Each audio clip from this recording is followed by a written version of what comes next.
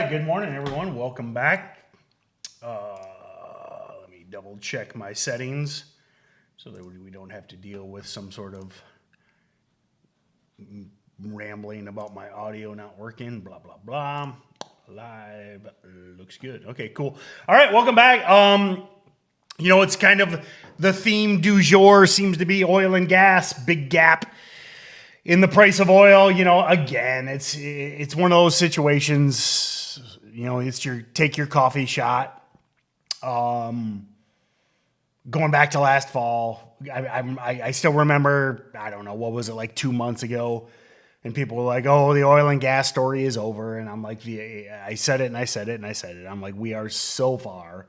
So, I believe I said like 2 months ago, I'm like, we're in inning 2, maybe inning 3 of this oil and gas move. I mean, for what it's worth, man, and I did newsletters on this, blog posts. It's like, if you don't think oil and gas is going exponentially higher, man, it's time to wake up, son. So anyway, and it's by design. It's by design. I mean, listen, it's when you reduce the supply of something and the demand stays the same or increases, okay? Think about where we're at. Massively reduced supply and economy starting to warm back up a little bit. People going back to work, going back to the office. Now you've got more demand. It's just, it's like you learn this in your literally like your 6th grade economics class. But unfortunately, the wisdom of our divine leaders don't understand that. They don't understand 6th grade economics. All right, that being said, let's get to work. What do you think? Is SIGA done or more room to run? My concern with SIGA is, number one, keep this on watch. Totally a weak open red to green. Did gap a little bit this morning. My concern with SIGA is, and this is a theme we talk about a lot, that typically in momentum stocks, penny stock land, there's only enough traders, there's only enough buyers, shorts for like one hot sector. Listen, in 2020, we would have more than one hot sector at a time. It's, we're kind of getting back to reality. Obviously, 2020 was completely disconnected from reality. 2021, completely disconnected from reality.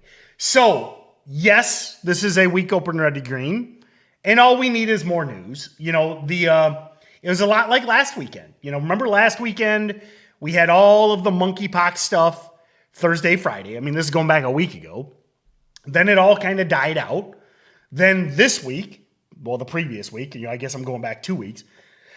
Last Thursday, Friday, monkeypox news. You see the reaction on SIGA. So that's the thing. I would do not take this off your watch.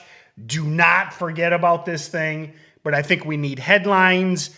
And at the end of the day, I think most of the action, day trading wise, is going to be in oil and gas trash. So pre-market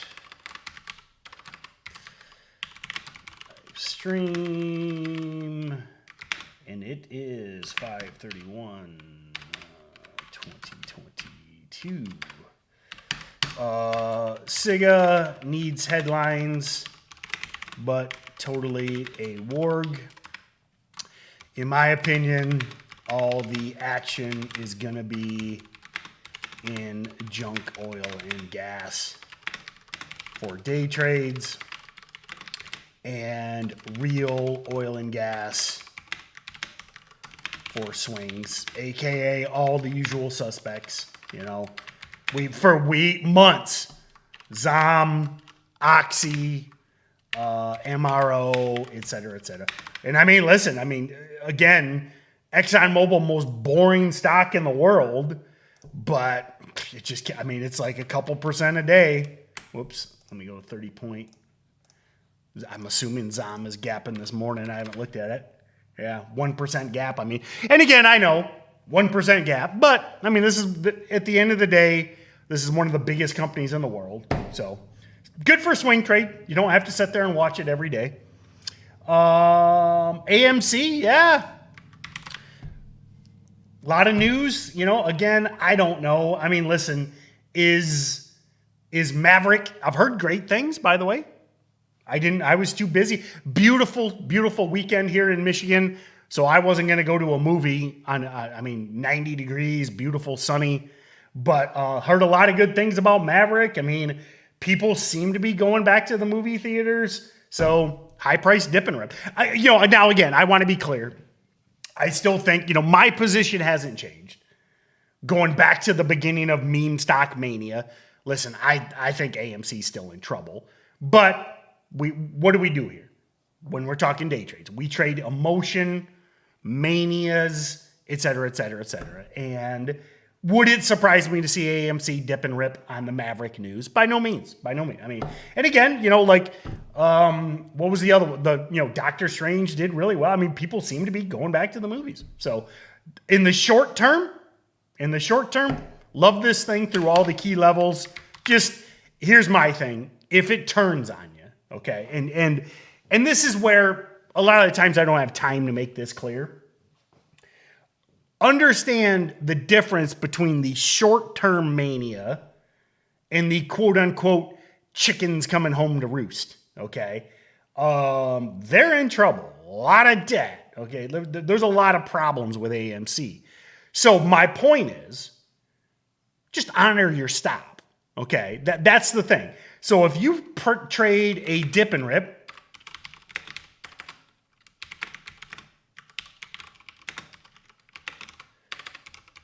and here's the thing. So your entry is, 1650 and your stop is 16. Awesome. Love it. And then your goal is like high teens. Love that. Love that plan. But here's the thing. If that's your plan, 1650 break, risk on 16 fail, goal high teens. If it's next week and I'm here on pre-market prep, and AMC's at like $14, I don't want to hear it, okay? Because if you break your stop on this thing and you become a bag holder, well, now you're just a moron. And now you're breaking all the rules. And now you're an investor in a failing movie theater company, okay? Understand the difference between short-term trading and long-term chickens coming home to roost. Because they'll come home to roost in AMC. But doesn't mean it can't go to 20, 30, 40, 50 in the meantime, okay? Just don't be a bag holder. I mean, that's at the end of the day, okay? MULN, 830 PR. Really? Did not see that. Thank you. Teamwork makes the dream work. Hey, what do we got here? Worst stock in the world.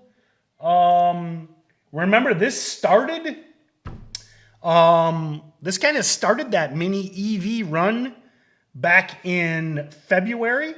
Just been punishing shorts. Beautiful. Oh, wow. Float's way bigger now, isn't it? Man, bummer. So, see, they've increased the float so much. Man, see, because remember, MULN used to be a low float stock. Now they've done so many dilutions. I don't know. I would say 945 or later. Because and this is a good teaching moment here. Okay. It was winter, right? Basically, February. I mean, February is winter, right? Back when the run started in February and March, the float was exponentially lower. So back to that supply and demand idea. So I would say 945 or later because of the float.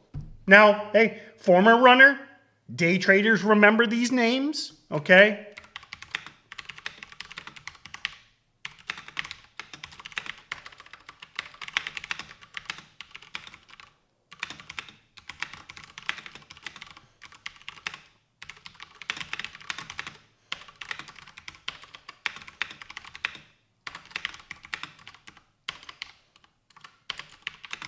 Now, listen, if it was 3 million float instead of 300 or 30 million float, different rules, okay?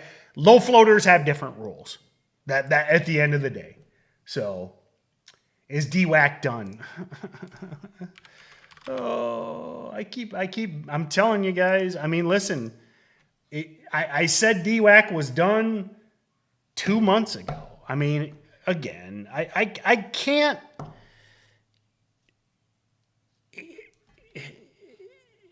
Remember, I want what's best for you guys. I mean, listen, this is free, okay? I'm on YouTube for free, okay? I got no agenda other than I love teaching stocks and I love seeing other people succeed. I mean, that's why I've coached, again, I coached youth sports. I coached at my business. I've been teaching day trading for freaking 6 years now. I love to see others succeed. But you have to, and this was our favorite stock for like 3 months. December, February, March. It was like the number one every day. But you gotta recognize when it's over. And it's over. And it has been over for months. And I can't help you. I can't quote unquote pump this stock.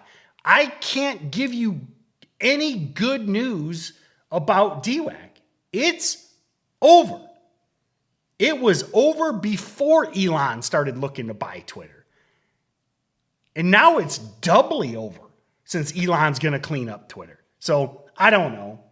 I don't know. It just bums me out that you can't trade these crappy stocks without rules. Okay? There we go. At the end of the day, you cannot trade these crappy stocks without rules. If you have no rules, if you have no methodology, then stay out of the stock market, man, or buy some Apple. Okay?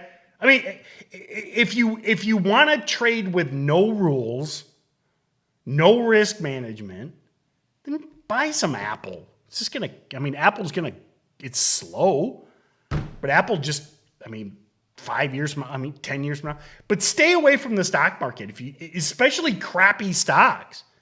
Okay? Please. I'm trying to help you.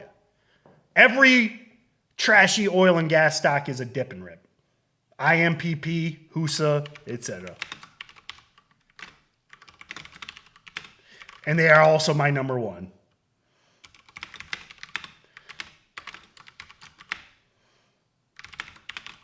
Okay, let's take a look at Oracle and see what the number one of the day is. IMPP. And then Timber's trash and oil and gas stock too, right? Or no, biotech. Okay. 60 million biotech. So IMPP, AMC, HUSA, CEI, SIGA if it gets headlines. So, all right, my friends.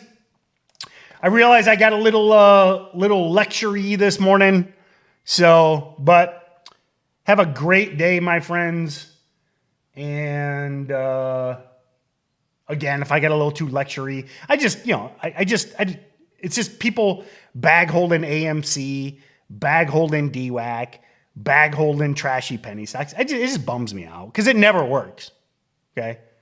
In summary, it never works. Bag holding crappy stocks. Never, ever, ever, ever, ever, ever, ever, ever, ever. All right. Have a great day, my friends, and we will see y'all next time. Have rules. Stick to the rules. Force discipline.